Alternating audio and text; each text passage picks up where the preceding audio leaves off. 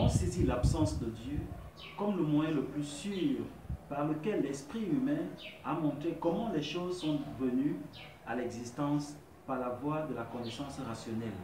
Dieu se manifeste autrement que par l'observation de la nature et les forces agissantes afin que l'homme prenne conscience de ce qui est.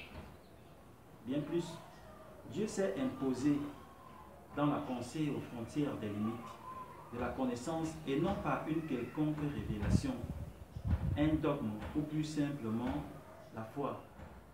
En somme, lorsque l'Africain, le Kamite, je dirais les camps, bute face à la complexité du réel, destin, les hommes morts, le rituel, les cultes, le culte des ancêtres et la pléthore des dieux permet de compenser de façon efficace l'absence de Dieu, aux limites de l'entendement humain.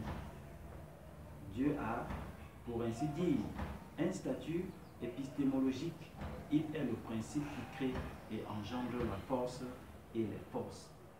Au vrai, Dieu n'intervient que lorsque la vérité rationnelle se dérobe et que le sens de la réalité ultime échappe au savoir. Bon, passons. La religion africaine, de la cosmologie quantique à la symbolique de Dieu. Hotep.